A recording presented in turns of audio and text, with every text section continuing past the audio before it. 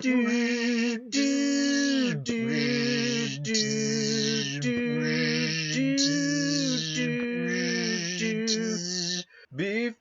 your eyes becomes a mess. No. Before your eyes a monster nest appears before you. So run, run, run, run, run, run, run, run, run, run, run, run, run, run, run, run, run, run, run. Hi everyone, it's Robert Onero again, and welcome to StowSeg Episode 2, Tree Heart Spill. If you watched the first episode, Frosty Sunlight Taco, as I mentioned previously, the horror entity in the previous episode will be making an appearance in the next episode. That means the first episode's horror entity, which I call Frosty Sunlight Taco Guy, will be appearing in the second episode. However, they are not the main focus. The main focus will be on this episode's horror entity. Who knows where this story will lead? Is it just a random collection of the tales of horror entities? Or is it something more? Something more connected? Listen to find out. And if you ever find yourself wanting to read the actual short stories on your own time, I will provide a link in the description to the first story, Frosty Sunlight Tacos. It's published on a site called Vocal. Hopefully I'll be able to set up links somehow to allow you to go from the first chapter to the second chapter, and in the future, the chapters after that. Without any further ado, enjoy episode 2 of StowSeg, Tree Heart Spill. Do trees have hearts? People certainly do. Soft, squishy organs that are a powerful physical representation of life. But what about trees? Do they have such a tangible thing as a heart? Or is it just metaphysical, the heart of a tree? What if I told you they exist? And not only do they exist, but certain people have monopolized such knowledge for decades. Why would they monopolize such knowledge? What's so important about tree hearts anyways? What use could they possibly have? Don't worry, I'll explain. For me, it all started when I was heading back to the police station after settling a case from out of town. Everything was calm and peaceful. I mean, relatively peaceful. Christmas was a couple of weeks away, so yeah, people could get a bit chaotic around this time. But, as I said, for now, everything was hunky-dory. Maybe things were a little eerie with the fading light and the massive freight truck in front of me blocking my sight of the landscape ahead, but yeah, everything was copacetic. No problems.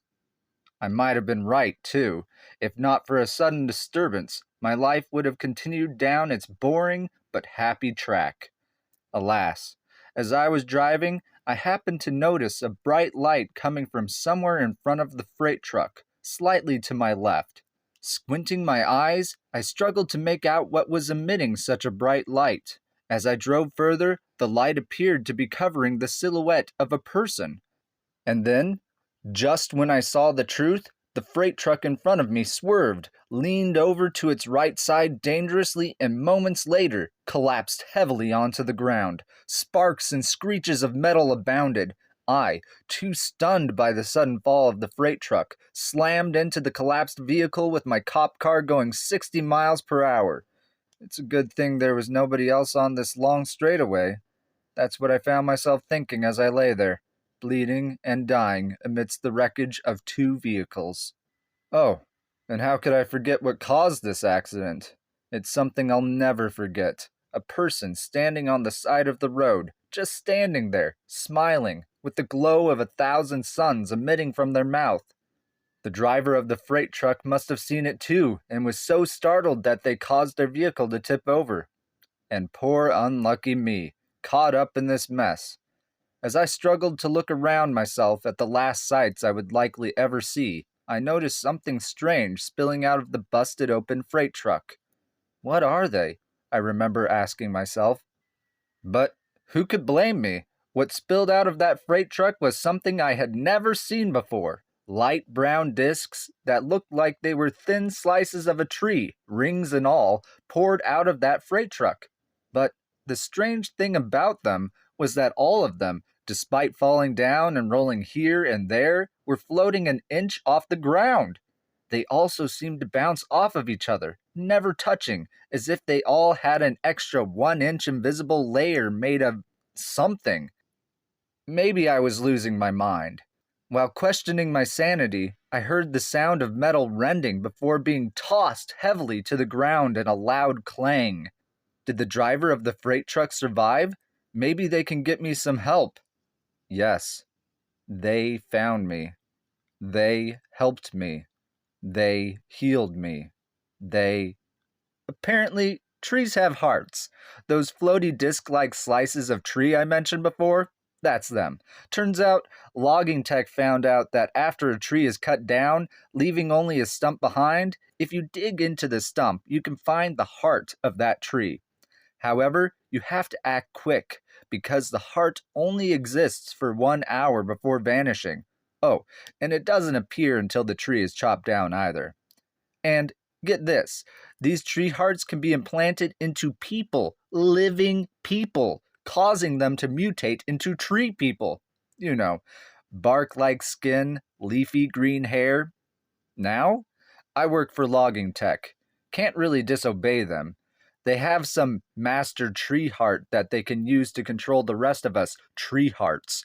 It's like I'm connected to some sort of hive mind, or maybe root mind is more accurate. Anyway, it lets us communicate with each other telepathically, staves off our boredom for a bit. It also lets us plot our escape. Oh, and it lets me talk to you too. So, welcome to the family. Thank you for listening to episode 2 of StowSeg, Tree Heart Spill. I hope you enjoyed. If you did, please like, subscribe, and leave a comment below. Thank you very much for listening, everyone. Have a good day. Goodbye.